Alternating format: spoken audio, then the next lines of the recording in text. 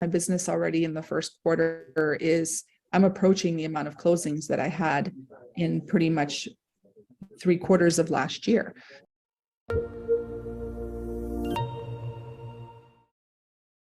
So my name is Dee Dee Rasmussen. I actually just opened up my own independent brokerage with my husband called Gemba Real Estate. And as we did that, we thought it's time to get a good system in place so we can attract agents. We were previously with like a big box real estate, and they had systems, but they just really didn't work well. So even with their systems, I wasn't utilizing them.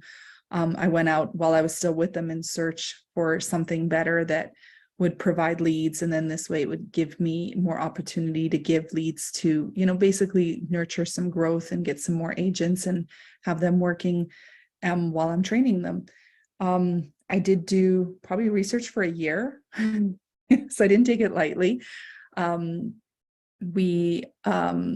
looked at a few systems. CINC was one of them. Did you want me to mention the systems? Yes, please. Yeah. Okay, so I looked at CINC, Ylopo, Follow Up Boss, and there was a couple more, which I don't even remember, but I think KV Core was one of them. And then there was another big one that I was actually really close to. I just don't remember what it is right now. So when I looked into all of them, I kind of was looking for what do they offer in terms of streamlining and making everything easy for me. So I don't have time to be adding on specific little things when it came to like the Google advertising and the Facebook advertising. Yeah, I could do it. Am I good at it? No. So I discovered that early on, like everyone else who's like, well, anyone can do this, and you try to do your own and it just falls flat on its face because you just don't know the right SEO, and I don't know what I'm talking about there, so I'm not going to say that, but you just don't know the right ways to get it out there in front of people to attract the people. So I thought, okay, I'm going to just get a system that will streamline everything, keep everything in one place.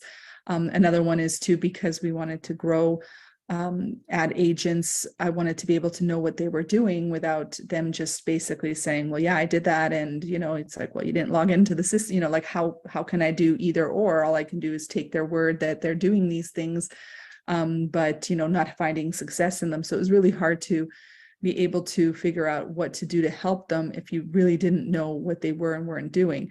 So what I like about CINC, I actually just did the training. I got CINC in October of 2022.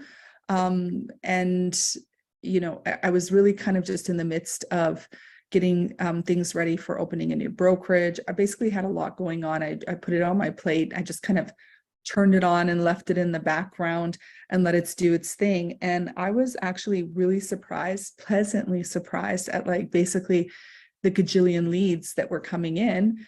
And, I have to say, like, I'm just starting to grow my team. I'm just starting to add ISAs to follow up with all these leads. I had to cherry pick because there was so many leads coming in. There was really no time because of all the transitions I was doing in my life for me to just sit down and make those calls. So, I had was just really impressed with it and how fast and the quality of leads too. So I would say like more than 95, and that's just a rough number from my head, so it's not like a statistical number, but I'd say 95% of the leads that are coming in are good leads. Like they actually are either looking to buy, looking to sell.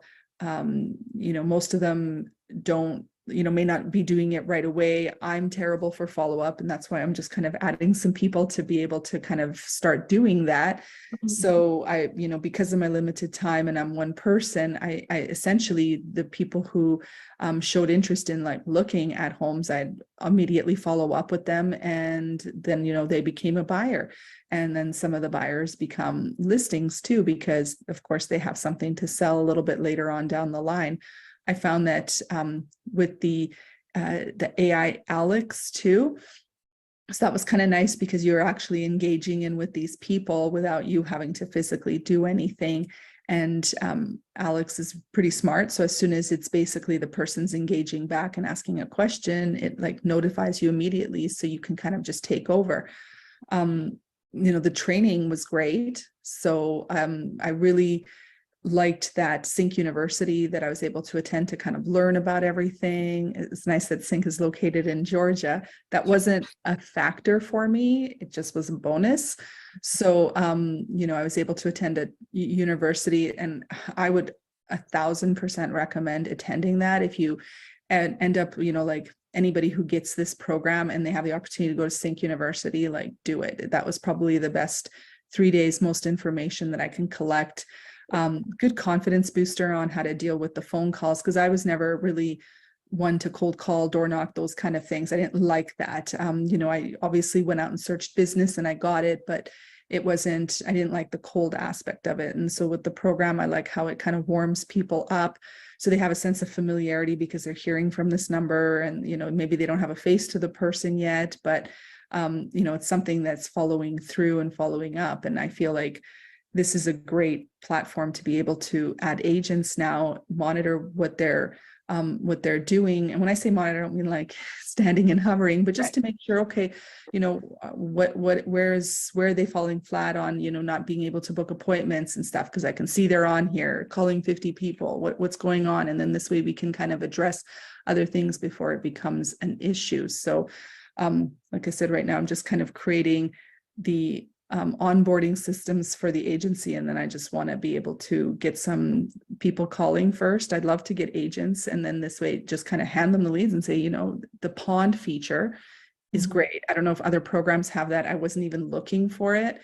And when I discovered it at CINC, because I didn't even know it existed, I thought this is a great way to actually foster a team environment where agents don't feel like, well, I did all the work and I went on a holiday and so closed, and I got to give them, 50% of my check. No, the pond kind of helps so that, you've got several people nurturing at different times the client, so that the client can, still kind of hear from you and develop a relationship. And it doesn't have to necessarily be done by one person relationship. But I feel like it's a good, fair system, because if you're doing a round robin, for example, which I think most systems will offer the round robin, once that agent picks it up, and if they don't feel like following up with that person, or they just didn't connect or click, that's it. It's a dead lead after that, because the agent can't nurture it. But with this pond system, you can leave it in the pond until someone actually truly has like a face-to-face meeting and starts nurturing a relationship. And then those who helped get that person to the stage still can have a piece of the teamwork that they're, part of. So it's, I found it a very fair system, a very good system in terms of leads. And now it's just up to me to be able to get the people to convert those leads. Like, I really see this as a good, helpful tool for growth. And that's interesting on the pond that you're talking about there. Can you kind of speak to, I guess, before utilizing or life before the pond feature, like what were some of the problems there? And then I guess how that's changed since you've rolled out the pond feature to your team? Well, I'm not going to be too helpful on this one. Okay. Only because I don't really have, I'm just starting to build agents now, but I can tell you from past experience of agents, when you're delegating, or not delegating, I guess, but you're assigning them a client to nurture and work with, it doesn't work out. Compatibility issues, maybe timing issues, just those kind of things. That person is their client, and then that's it. And, you end up losing the client, you lose kind of everybody. Everybody loses that way. The one agent working loses the client, the brokerage loses the client. But with the pond, I find that you have immediate responses. So when somebody is, not quite ready to, I want to start looking at homes and needs a little bit of nurturing, the system kind of notifies you when the person's on, the behavioral message showing that, hey, there's this person just logged in, this person's taken a look again.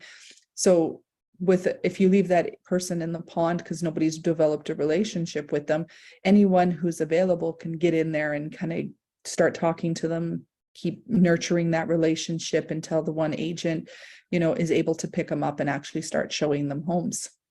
I feel that it fosters the teamwork when agents know ahead of time that it's not just their lead. It's not their turn at the round robin. It's not fair. This person seems to be getting a lot more leads than me because that person's staring at their phone all day. So they're taking all the leads on the round robin. But with the pond, it gives the opportunity to have several people nurture the lead and be involved in the process. And then, like I said, foster that kind of teamwork feeling versus the competitive nature of, that person's getting it all. And, most people have that mentality that if somebody else is getting everything, that means it's not fair, but truly it's because somebody else is probably more available or working it a little bit harder.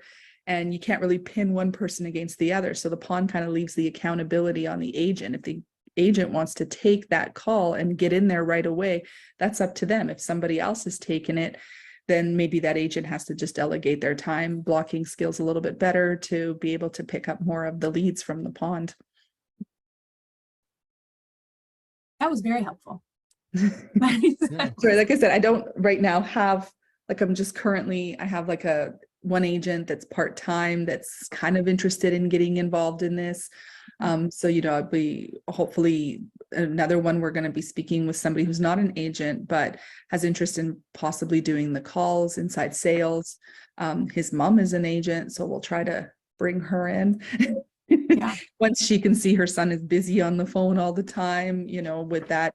So I feel like it's like just a good system. It's just a matter of, like I said, I'm in that transitionary phase. So when we left the big brokerage, it came up really quick, and I was like, wow, I don't even have like a business card template for the new brokerage. And we started an independent brokerage. So our focus shifted. I think you mentioned it earlier. Who is the we again?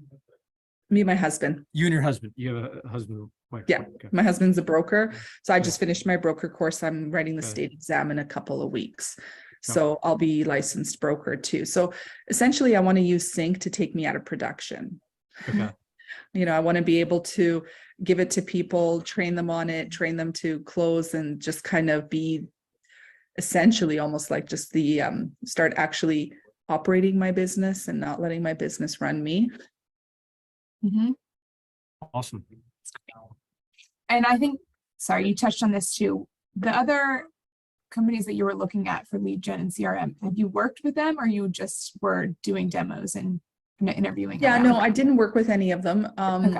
I was just doing demos. So this is truly my first CRM, good CRM. So when I first, I don't know how relevant this is. I basically moved to the US about 5 years ago on a visa. I left Canada. I left kind of a career behind there.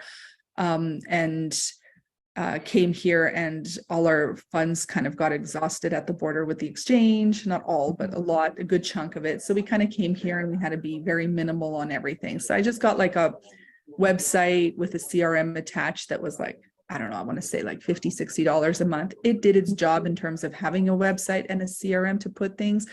But when it came to like, doing Facebook ads or Google ads, it was all like do it yourself. So everything I made on there, not one ad ever produced anything, because I'm not a tech person. I have no idea what I was doing. Sure, it kind of walked me through it, but it didn't do it efficiently. So essentially I was just wasting my time making ads that nobody was clicking on, that nobody probably even saw.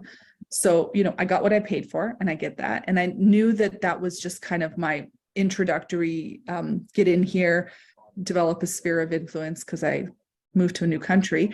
So I had to like build up a business. I had to go with a lot of those programs that you pay the referral fee, because at the time Zillow was moving on to their flex programs. I couldn't even really get into the Zillow agents because they already just kind of weren't selling zip codes anymore. Not that I wanted to, but I knew it was a lead. So I found some other ones like OpCity, UpNest, and they were basically, Ojo, I think was another one where you pay the referral fee. And I found those were really, UpNest worked the best for me. The problem with UpNest was it was a basically reduce your commission type website. So anybody who's looking for realtors on there is typing cheap realtors. So I'm doing a ton of work. I'm doing a ton of business, and I'm making probably, like 1/4 of what agents are making having those types of volumes, because the commission had to always be lower. And then you had to pay the 30, well, I think at the time it was 25% referral. Now it's 35. So I still utilize those. They're not my focus. They're kind of like, great, something popped in, fell in my lap, let's go do it. But my focus is more of a, nurturing these leads that are going to come in, that are going to be not looking for a discount agent.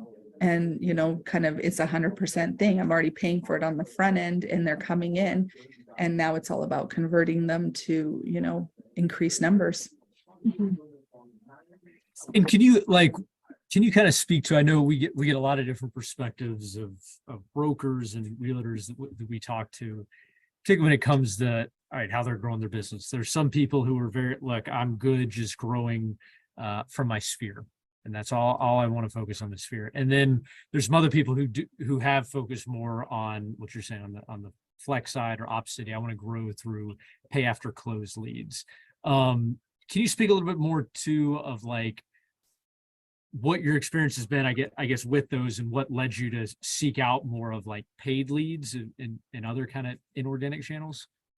So the sphere of influence, it's a great one, but it's limited. So you'll reach a ceiling with that if you're not really even following up with those people, because eventually, you know, they kind of just fall off your radar after you've done the deal. And if you don't have a good CRM or system in place to let you know, to remind you, hey, call this person, happy birthday, or, you know, just reach out to them. They logged in on your site. One thing I haven't implemented yet, but I learned at CINC, and I can't wait to do this. I just actually hired a new admin, so this is going to be her job, is you have a system here that you can set where they kind of send your past sellers and buyers, I guess, of their homes. I guess it's mostly buyers of their new homes, their values as they increase and decrease. And it's like a generic thing, but it gives the person a reason to say, hey, I noticed that, you know, like my value went up, you know, maybe I'm thinking of selling. I kind of need, you know, we're having a baby, or we're getting, you know, some change in life. Dogs, sorry. Some change in life is happening. And it's giving them a value. It's not sending them like, you know, here, make some apple pie for the 4th of July kind of, you know, email where they just delete. Cause I know I sit there and I delete a bunch of random emails without even actually even opening them. So this is kind of, you know, your home value has increased, or, you know, it gives a starting point for the person to just reach out to you. And it's not even a cold call anymore. They want to talk to you. They want to hear about it.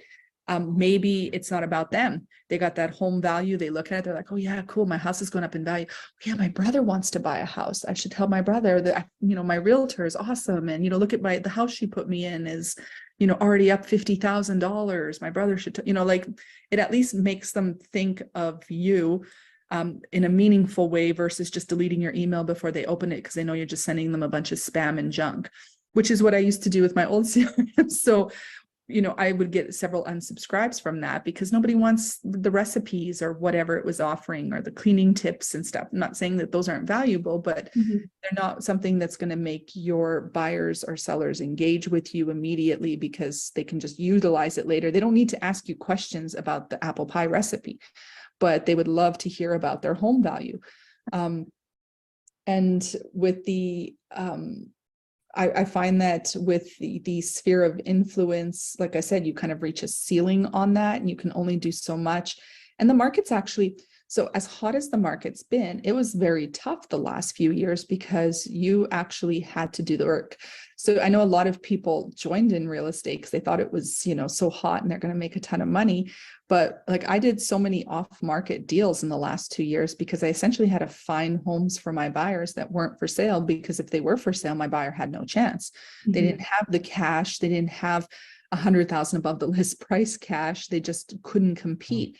So I had to literally go out and hunt and look for leads. And this is before I had CINC. So I couldn't even imagine how much easier it would have been when I had leads coming in on CINC and I could be like, hey, you got a house to sell? Because I got a buyer for you, you know, and instead, you know, I had to be everywhere, and it's exhausting, and it's, you know, put me on that verge of burnout right now.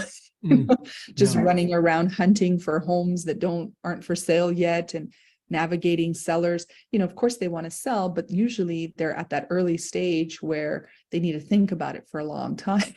So you have to kind of nurture even these people, and they could disappear at any time because they're not listed. And, you know, like, you know, I have to get my buyer in with them.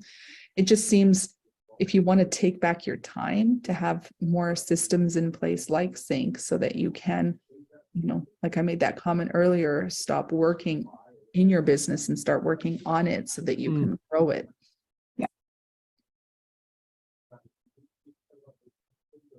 Sorry, look through the rest of the list. That's fine. No, Didi, this is great. Yeah. I'm also curious, just, I know it's been since October. Even if it's not a closed deal so far, like, do you have any success story anecdotes or anything that's kind of changed your business since bringing on CINC? I feel like I just have more leads that I don't have to chase that have come to me. Okay. So I feel like, it's added definitely to it. My business already in the first quarter I'm approaching the amount of closings that I had in pretty much 3/4 of last year. So it's already In the first Mhm. 4 months of this year? Mhm. So Wow. it's Awesome. actually, and there's only still, like I said, me. So I can even imagine if I had like 5 or 10 other people working these leads, like it would just be phenomenal. So, the toughest part for me is taking myself out of production to be able to Yeah. train people, because I also pay the bills. Mhm. Yeah. So, if I stop producing to focus on agent training to get them producing, I'm losing 3 months of something. So realistically, it's just more of being able to kind of wear multiple hats to kind of get the systems going. I know it's going to be, like I said, I hired on somebody else. It's going to start May 1st. That person's focus is going to be kind of coordinating and organizing things so that we can bring on new agents, so that we actually have an onboarding system, so that we have a training system, an ISA, not even ISA, but just even training the agents on how to make the calls. Like, why not just start doing that? It gives them some sense of they're doing something.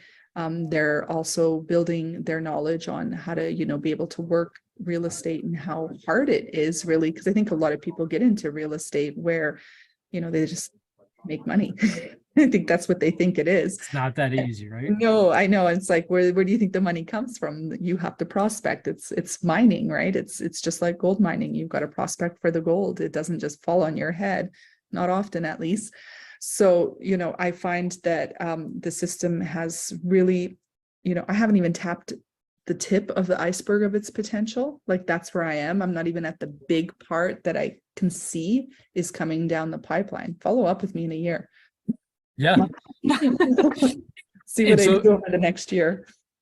And so I'm trying to remember, you were with Remax or, okay, so you were with Remax, and that you were talking, I guess, in the past, how you had tried to work through any things. Can you kind of speak to the experience there of like some of the technology and tools that you were working there, kind of the good and bad, and how some of that's changed? Okay, so I've been with Remax. I think it was 14 years before I went independent. Okay. Now I was just an agent in Canada. And then when I came Okay. here, in order to get into US, I had to buy my way in. So I had to get a visa, open a brokerage. So we bought a Remax franchise because that's what we knew. Yeah. We knew they were a big brand, and we thought that that would be helpful. And honestly, in Canada, I barely utilized their technology either. So I didn't really think that part through. So when I got here, and at the time they were offering, or they were getting a partnership going with Bouge, they bought like their own tech company. They should have just stayed in their lane. It was a total disaster. It didn't work well. We went to some seminars on how to figure it out. It just never, ever worked right. Hence me buying my $50 a month website CRM, because I had access to Bouge that was just bunk. Might as well just called it that, bunk. And just what was the website, if you don't mind asking, what was the website that the $50 website? Pro Agent Websites, I think it was called Pro Okay. Agent Websites. So now I think they're up to like $70 or something, but at the time when I started with them, they were like 50 or 60 a month. For sure.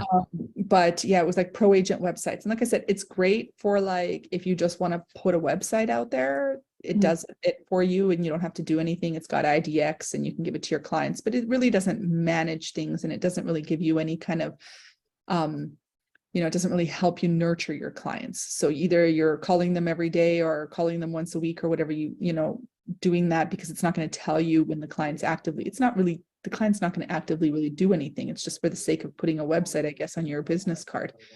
So it's good, just not for growing. It's just to give you, I guess, some sort of authority. I have a website. But with Remax, they started shifting to KV Core just before we were leaving. And I thought about that too, because, you know, KV Core is a very powerful website. And I looked into that because it's so powerful and everybody uses it. And then I thought, well, wow, how diluted is this website, or not website, I guess, program? Because, you know, you got all of Keller Williams, EXP using it. And now Remax just signed up using it, plus the agents that just use it because it's KV Core. So that's got to be like, how good are going to be the quality of leads coming in when you have so many agents using that platform and using that ad? And, you know, is it going to favor the ones that pay more, close more? You know, like, how are they going to be able to disperse this? So, you know, as appealing as KV Core was, that was the part that was kind of keeping me hung up on why I didn't go with KV Core. One of them, another one, they're a little bit archaic. They're not keeping up with the times as much. I think it's just more, everybody knows who they are, so they go with it. They assume it's the powerful one to use. So I feel like, you know, Remax did the same thing as what every other big brand is doing as well. And like I said, it's just diluting the leads that KV Core can give you. So I never actually got an opportunity to use it because we left Remax just before that came in. But, you know, I was under the impression you go with a big brokerage and you get like this awesome CRM, but you don't. There's like zero guarantees about that. They'll sell it to you that way. Doesn't mean if you know how to work it or work it properly that it's going to be any benefit to you. So, you know, it's just the big brokerage I found was very limiting too, because some people just assumed if you're Remax, you're like super expensive and they didn't want to use you either. You know, so it's just, and it was really actually hard to recruit and retain any agents with Remax because of their high monthly fees. And then I couldn't even really offer them leads. Like the systems they had didn't give me any leads. The only leads I ever got from Remax the entire time we were with them for the last 5 years as a broker owners were rentals. I think I can say 2 called for houses. One of them where their dad was a Remax agent and just told them to just call the agents on the listings. And the other one, you know, they did end up buying something and referred a couple of relatives and stuff. But I mean, 2 in 5 years of paying Remax fees, and then the rest were rentals. And, you know, I would call and follow up with some of those rental people and they weren't even that good quality. You know what I mean? And that's a rental. Like you don't even really want to work that one that hard. So whatever systems this big company had, I feel like they just should have just stayed out of tech and let their agents kind of do what they need to do with a system that is already established and has its own tech side of it, instead of them trying to build a tech conglomerate out of promises, I guess, and unicorns and fairy dust. Yeah, That's great. One other thing, I think, right, there's a lot of people have different experiences in getting the leads, but it's in following up with those leads, right? Those conversations go very different, especially online leads might be a little different than a friend who's referred from down the street. Can you kind of speak to, I mean, you've been doing this for 14 years now, like, and it sounds like your challenge is you're so good at production right now, like getting you out of production is a challenge. I'd imagine you've learned some things along the way. Like, what have you found work well for you in terms of following up with a lead that's never spoken to you before? Just to not make it about me. So really find out what it is that they need versus what they're looking for. So, you know, some of the leads, people click on a $6 million listing. Can they really afford a $6 million listing? I have no idea who I'm calling. Are they just curious to see what the house looks like? I don't know. But why not just kind of, hey, what prompts you to look? You know, what are you looking at? Oh, we're just checking out this and this and that. And then kind of following through what's going on in their life, what's happening. They're looking at real estate. So whether they're starting at a 6 million, there's some sort of level of interest in real estate happening with them. Otherwise, you know, I look at like my 17-year-old son, he'll never look at real estate. There's zero interest. And I get it, he's 17 and stuff, but you know what I mean? Like, people don't look at real estate if that's not what's on their mind.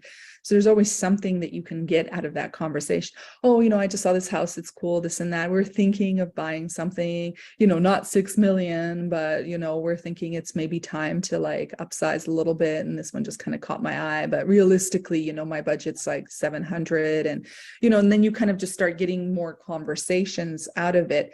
And it's just kind of, like I said, what finding out what prompted them to look, then finding out kind of what's going on in their life. Did they just get married? Did they have their fourth baby? Did they get a job transfer? Are they thinking of moving into the area and they're coming from California? So they're kind of just scoping something out. I do get quite a people that are coming from like Seattle, Chicago, New York, New Jersey, California. They're all kind of coming here and they're looking at our real estate and they're, looking at the most expensive ones. Doesn't mean that that's what they're buying, but selling them a $700,000 home here is a bargain to them because that's not our average. Yeah. And 700,000 in Illinois, I think it's a shanty shack or something. I don't even know if it's land in California. So, like you just can kind of develop a little level of interest. And sometimes, the people will have an agent that was assigned to them from their transfer of work, maybe like, whatever agents do those I think it's Berkshire Hathaway, most companies use, but they haven't really had any engagement with them because they're still so far out. So it's good to kind of just start building up and showing value and kind of talking to them, and CINC will help you kind of prompt you to remind you like, hey, it's been 14 days since you talked to them. You should reach out and see how they're doing and see where they're at. So it gives you those nice reminders to be able to stay on top of, just even reaching out to them with a quick text or hello kind of, or, hey, you know what, I came across this property and I thought of you, what's going on? Opening up a dialogue and a conversation. And that's one of the things we've seen a little bit of an uptick, particularly from people in the South, the out-of-state agents, right, or the out-of-state buyers, right, in the past few years. How do you find, like in your experience, I guess, what have you found has worked there that's a little bit different than somebody moving from Roswell to Alpharetta? Their level of motivation. So they seem to, they're now coming to the area. Real estate is cheap for them, for specific type of, from people coming from specific states. So their level of motivation to get into something is fairly quick. And, they hear that Georgia is cheap. I use that loosely, cheap, but they hear that. And so they think, oh, well, I'll take my time. And then they quickly find out that it's like a moving market that moves just as quick as the markets that they're coming from. So them, because they were just in those types of markets, they tend to actually do things quicker versus someone who's like going from Roswell to Alpharetta. The need is not maybe immediate. Sometimes they end up just changing their mind a little bit, saying, well, we just decided to stay put. The market's too tough. We can't get into anything. We've made too many offers.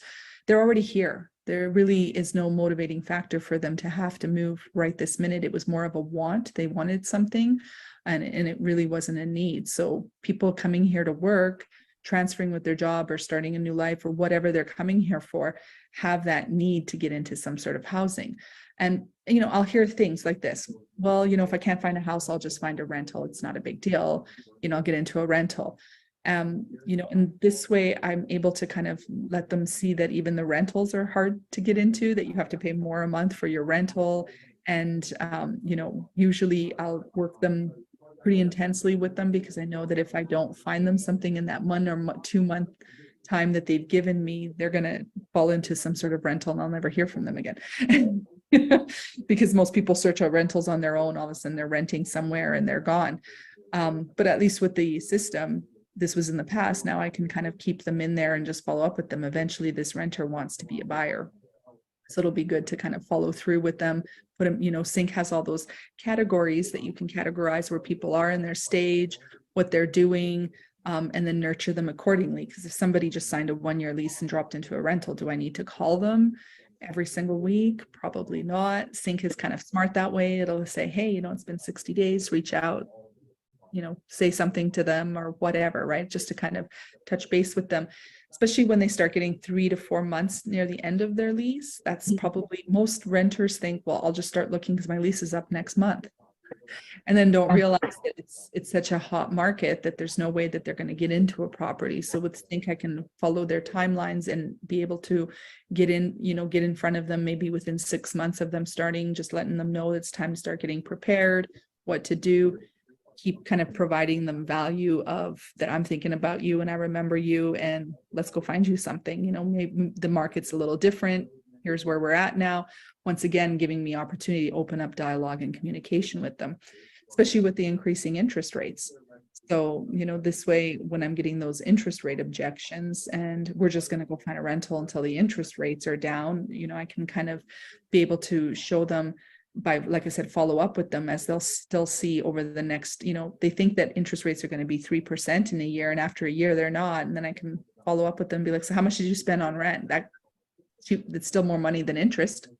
Right. So I'm yet to meet a landlord that's going to give that back to you when you move. At least in your house, you would have built equity, you would have made some payments towards the principal, and you would have walked away with some money over the last year, but you sat in a rental. So it kind of gives me CINC, like I said, keeps me following through with them through the different stages, so that if they weren't quite ready at the time, I can at least nurture them over a year now and follow their rental lease. And then in a year, convince them why it's a good thing to own a home. Especially the people who think the market's ready to crash and burn. Like, nobody's selling. If you don't For have sure. bad mortgages like we did back, in those, 07, 08. So For I'm sure. not saying the market's going to not crash and burn. I don't have a crystal ball, but it's not the same setup as what it happened, 10, 15 years ago. Has it been that long? Oh my goodness.